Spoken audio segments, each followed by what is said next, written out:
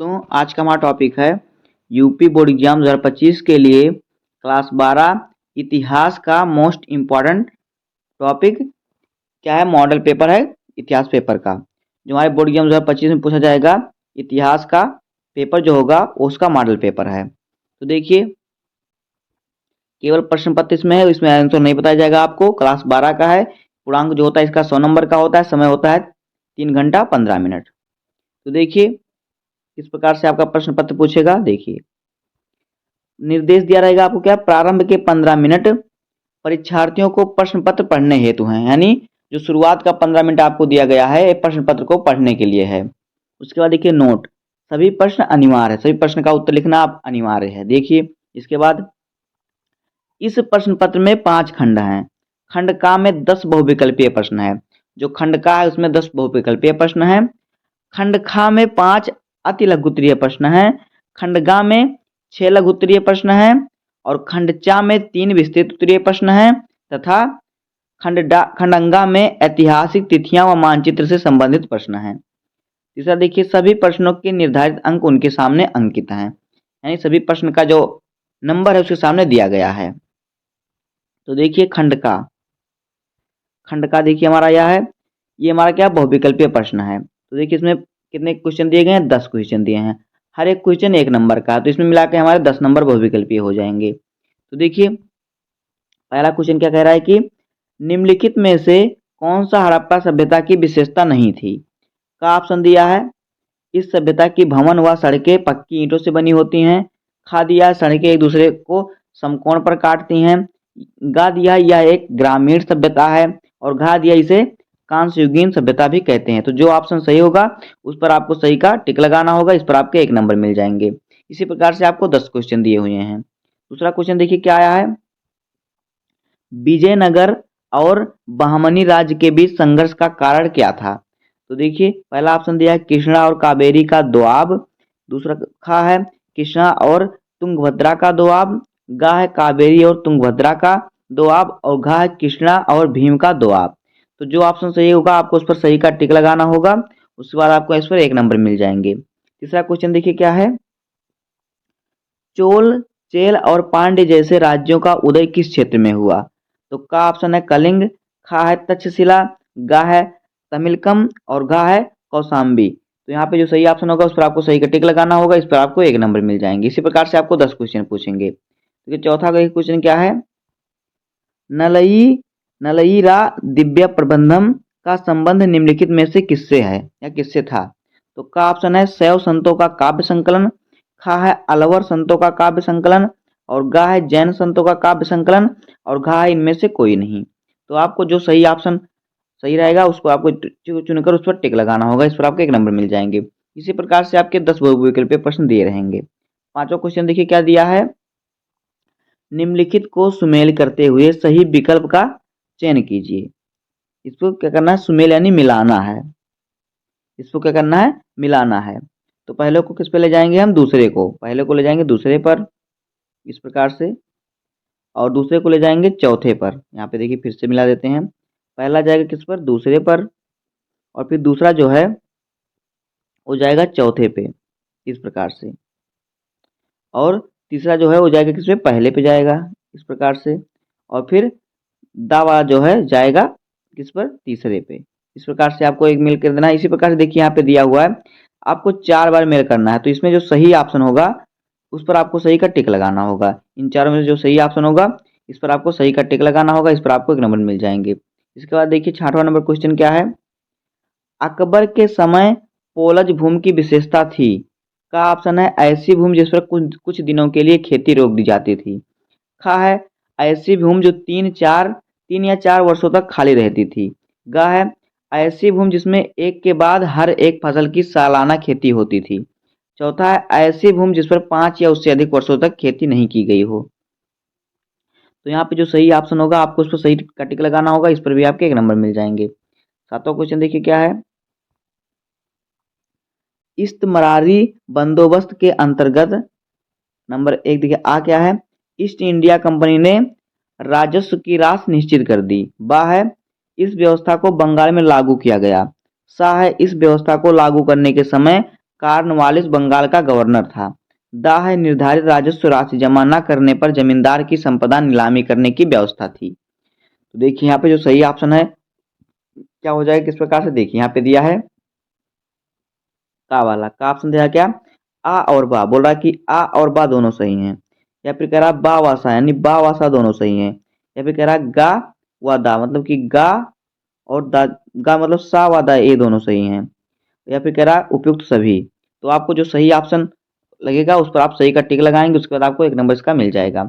सही का टिक क्या लगाना, आपको कॉपी में लिखना है। उसके बाद देखिए 8वां क्वेश्चन क्या दिया है, 1798 ईस्वी की सहायता संधि के प्रारूप में कितने तैयार किया गया था।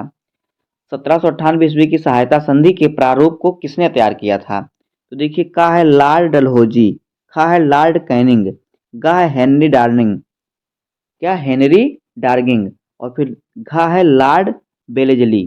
तो यहाँ पे जो सही ऑप्शन होगा आपको उस पर सही का आपको टिक लगाना होगा, उसके बाद आपको उस पर एक नंबर मिल जाएंगे। उसके बाद देखिए 9वां क्वेश्चन क्या कह रहा है कि चौरी चौरा की हिंसक घटना के बाद किस आंदोलन को स्थगित कर दिया गया।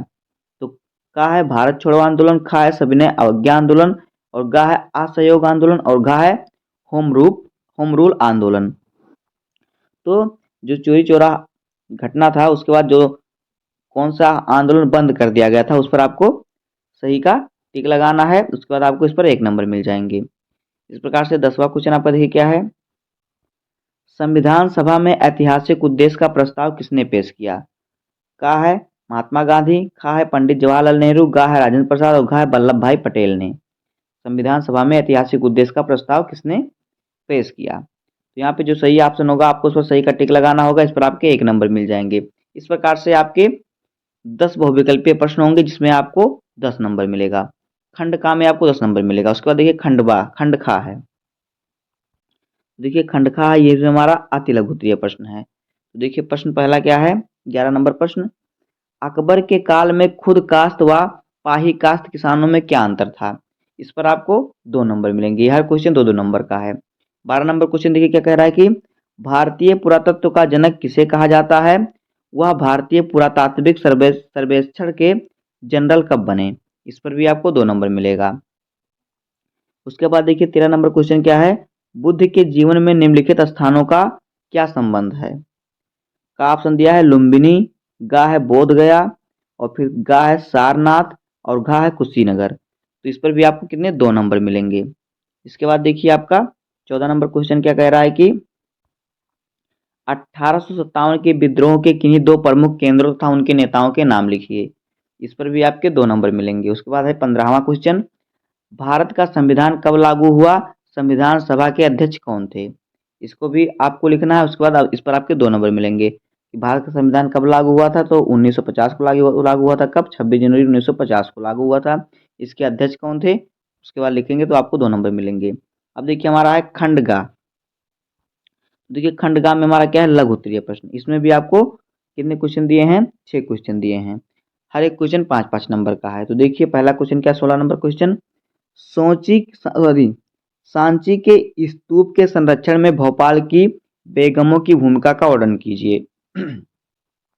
इस पर आपको 5 नंबर मिलेंगे।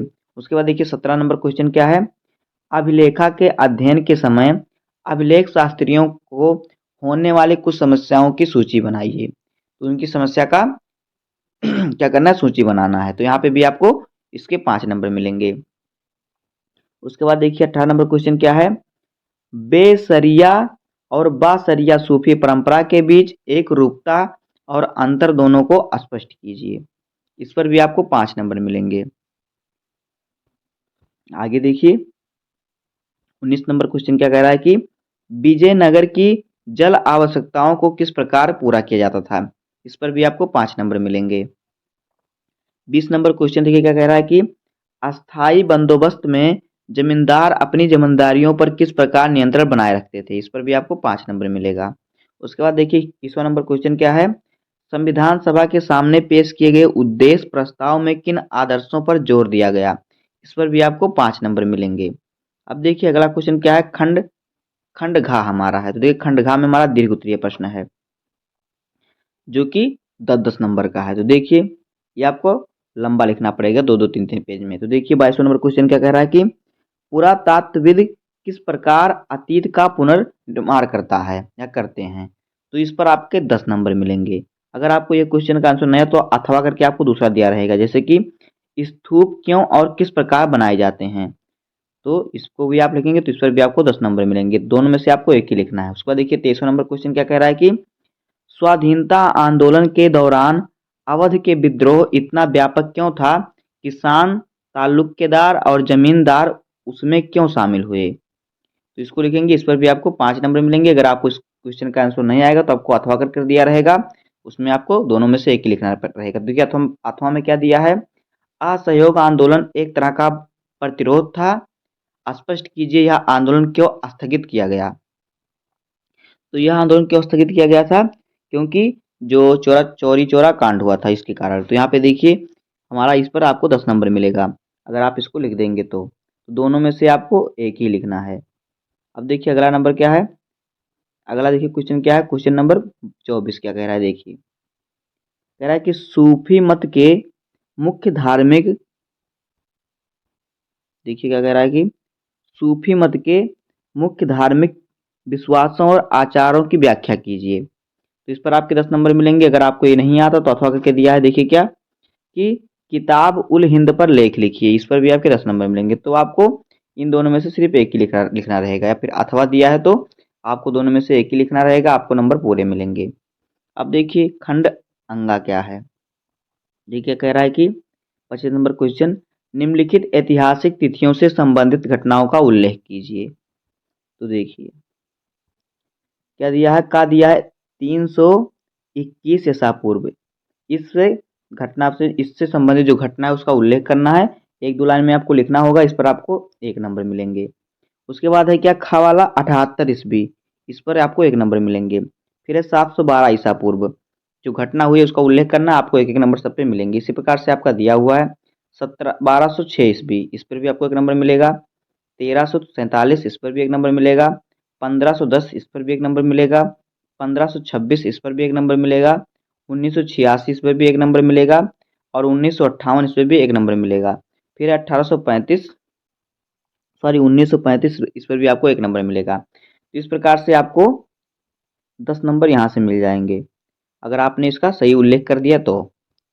अब देखिए 26 नंबर क्वेश्चन क्या कह रहा है कि मानचित्र संबंधी प्रश्न। तो देखिए दिए गए भारत के रेखा मानचित्रों में निम्नलिखित स्थानों पर अंकन चिन्ह द्वारा दर्शाइए तथा उनके नाम लिखिए। सही नाम तथा सही स्थान दर्शाने के लिए 1+1 अंक निर्धारित हैं। अगर आप सही नाम लिखेंगे तो आपको एक नंबर मिलेगा। अगर आप सही नाम लिखेंगे और सही जगह पर दर्शाएंगे तो आपको एक नंबर और मिलेगा, यानी 2 नंबर मिलेगा। तब आपको एक क्वेश्चन पर 2 नंबर मिलेगा। तो देखिए यहाँ पे आपको किस प्रकार से इसको दर्शाना, मान लीजिए यहाँ पे देखिए इसी प्रकार से आपको दर्शाना है। जिस प्रकार से यहाँ पे मार्क लगा इसी प्रकार से आपको जो स्थान है उस स्थान को दर्शाना और उसका नाम लिखना है मानचित्र में। तो देखिए पहला क्या है?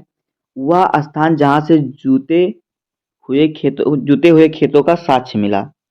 तो वह स्थान का नाम लिखना है और उसको मानचित्र में दर्शाना है, तो आपको 2 नंबर मिल जाएंगे। दूसरा है वह स्थान जो चंद्रगुप्त मौर्य की राजधानी थी, उसका नाम लिखना और मानचित्र में दर्शाएंगे तो आपको 2 नंबर इसके भी मिल जाएंगे।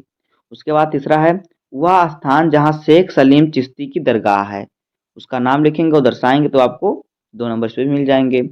चौथा है वह स्थान जहाँ 1857 ईस्वी का विद्रोह हुआ, इस पर भी आपको 2 नंबर मिलेंगे अगर आप नाम लिखेंगे और सही तरह से दर्शाएंगे तो। अब आगे देखिए पांचवा क्या है? वह स्थान जहाँ गांधी जी ने नमक कानून तोड़ा, उस पर भी आपको एक नंबर मिलेंगे। वहाँ पर स्थान का नाम लिखना और मानचित्र में आपको इस प्रकार से ऐसे आपको दर्शाना, जिस प्रकार से ये मार्क बनाया हुआ है। अब आगे देखिए, आगे केवल दृष्टि बाधित परीक्षार्थियों के लिए प्रश्न संख्या 26 के लिए मानचित्र कार्य का विकल्प स्वरूप। तो देखिए ये आपके लिए नहीं है, ये उन बच्चों के लिए जिनको दिखाई नहीं देता। जो उनको दिखाई नहीं देगा तो दर्शाएंगे कैसे, इसलिए उन्हें सिर्फ नाम लिखने पर भी उन्हें फुल मार्क्स दिया जाएगा। यहाँ पे देखिए हर क्वेश्चन पर 2-2 नंबर। जूते जुते हुए खेतों का साक्ष्य किस स्थान पर मिला, इस पे उन्हें सिर्फ नाम लिखेंगे तो उनको 2 नंबर मिलेंगे। तो उन्हें दर्शाने सिर्फ उन्हें नाम लिख देना है, जिसको नेत्र बाधित का है, जिसको दिखाई नहीं देता, आपको इसका नहीं करना है। अगर आपको दिखाई दे रहा है तो आपको ये सब नहीं करना है, आपको सिर्फ यही करना है, यहीं तक बस। तो दोस्तों इस प्रकार से हो जाएगा क्लास 12 इतिहास का मॉडल पेपर। उम्मीद है कि आपको वीडियो पसंद आया होगा। अगर आपको वीडियो पसंद आया हो तो वीडियो को लाइक कर दीजिएगा, चैनल पर नए सब्सक्राइब कर दीजिए, बेल आइकन को प्रेस कर दीजिए, क्योंकि बोर्ड एग्जाम के हर इंपॉर्टेंट टॉपिक का वीडियो आपको इस चैनल पर मिलता रहेगा। तो मिलते हैं किसी नेक्स्ट वीडियो में, तब तक के लिए धन्यवाद। जय हिंद।